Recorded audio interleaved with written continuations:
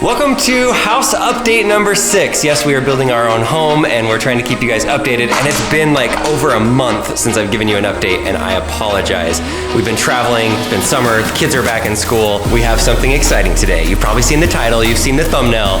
Right now I'm in our actual garage, which, you know, we have the old first generation Roadster, and we should be getting a free second generation Roadster. It's gonna be really cool to maybe have a lift right here so that you have the old Roadster up top and then the new Roadster down below. That sounds like a pretty cool idea. But then we got talking to the Christiansens, our home builders, and they had a really good point to make. The area that we live in, most people have boats and most people have RVs. And so they like to have a garage for those things. We don't have a boat and we don't have an RV, and I don't see us really ever getting that. But for resale, you always want to think about resale when you're building a house. It could make sense to have one of those RV garages. And so we got an RV garage, but I refuse to call it an RV garage. I'm calling this our Roadster Garage. So take a look. This is our Roadster Garage. So this is it. This is our Roadster Garage. And from the side and from the back, it looks a lot bigger. It does have a really high pitch on the ceiling roof tiles, and it's probably not as wide as what a lot of people use for their RV and boat garage. But for Roadsters, it is clearly enough space. Let's go look at the inside of it. All right, we are going in the garage for the first time. This is the RV garage. Right now we have some electrical work going on. Basically because look how thick this wire is right here. This is the wire that we'll use to charge our Tesla Roadsters. We'll probably put a lift right here so that they can have one on top of each other. And the ceiling is crazy high, at least 15 feet. That is really tall. You could potentially stack 3 cars on top of each other. What we're also thinking of doing, we're thinking about doing maybe a golf simulator inside of here, or maybe even an indoor putting green. And then in the winter time, when it does get a little bit cold here, we could just come inside here with Lincoln and his buddies, hit some golf balls, play Pebble Beach, play whatever course we want, and the electric cars can just sit there, and it would look really cool. So I kind of want to ask Leslie and see what she thinks about this garage being renamed. But she's doing a bunch of really important stuff at the house. I just do the stuff that's like that. All right, Leslie, we need your thoughts on this. What do you guys think about changing the name of the garage? I don't really want to call it an RV garage or a boat garage. I just want it to be our Roadster Garage. Is that okay? Is that where you're putting the Roadster? I thought you wanted it in this one. I know, but like a separate garage just for the 2 Roadsters? Okay. That makes a lot of sense. Just one Roadster, because we're getting rid of the other one. No. We are not getting rid of the other one. That was the deal. This is not. Okay, what do you think about doing like a golf simulator or a putting green inside of the garage? If we can't get one in the outdoor, then yes. Maybe not I don't want to pay for it. You don't want to pay for it. So if you own a golf simulator company, we can place your ad right here and put it in, and we'll put it in. Do it for Lincoln. He needs it. That'd be like the best birthday. We could surprise Lincoln. He would be so excited. Add that to the sales pitch. You've got it. You can find me at dan@whatsinside.it. There you go. Lincoln needs a golf simulator. So many emails. You're gonna get so many emails. Look how much room there is from the front to the back. Plus the ceilings are so incredibly high. This has plenty of room. I think we do need to do something fun with this rather than just being a place to park somebody's boat or RV. Why not?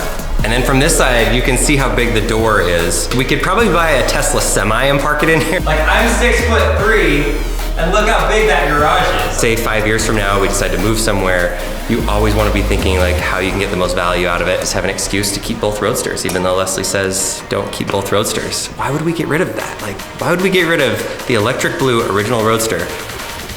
I guess probably because I said that we would at some point. And you're probably wondering, like, what is this area right here? Why is there a wall right here? We won't have access from this wall into those rooms. That's gonna be where we're gonna put the pool mechanics, like all the pipes and the chlorine and all that stuff. And then probably over here we'll put the pool noodles and like all the different things for the pool. Where should we put both Roadsters? What do you think? I really don't want both Roadsters. We could park them side by side in here even. No.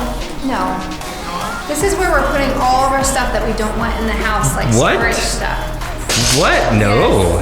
Yeah, part of it. This is where we put Roadsters and cool stuff. This is the fun garage. Golf simulator. I would love that. It's not that I don't want that for you guys. I do want that for you guys.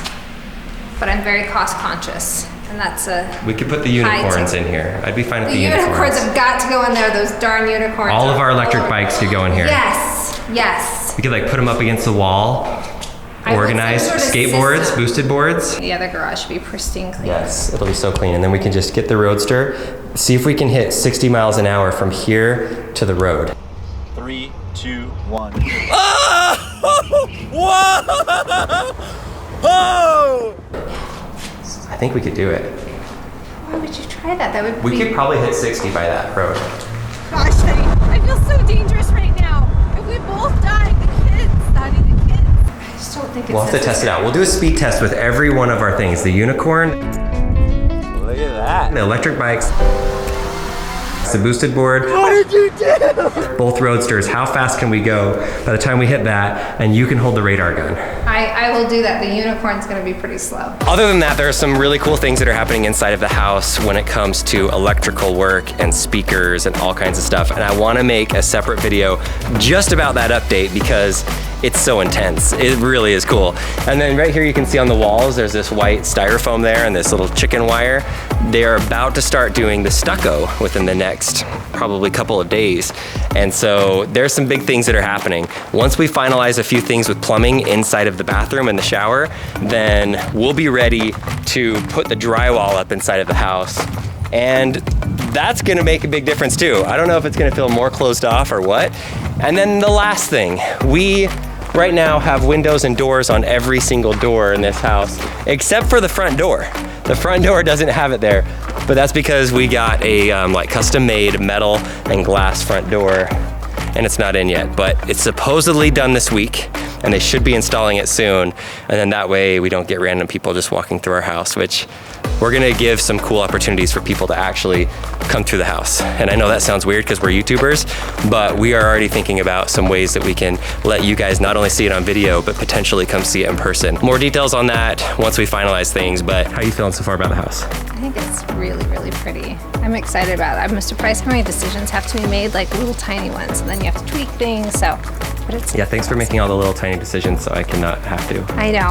I only come to you when I'm really not sure what to do. All right, Susan, out of all the homes you've built, is this the best one you've ever Of built? course it is, 100%. What homes do you have coming up that are exciting? Your friends next door, Yes. that's gonna be a great one. Oh, yes, Yeah. our next door neighbors. They're Leslie's friends, and we were originally gonna build in a different neighborhood, and then Rachel decided to be very persistent, and every morning when Leslie would go to yoga, she would convince Leslie to come to this neighborhood. And then the more we thought about it, and the more she sold us on it, I think she's getting some sort of commission off of everybody that moves in this neighborhood because she's convinced a lot of people, but they just barely started digging the foundation or the excavating for their house. So here's our house right here, and then here's the lot line. You can see all this dirt. They've already started excavating for the foundation of this house next door. So yeah, this will be our first neighbors. They're right next door. Okay, RV garage.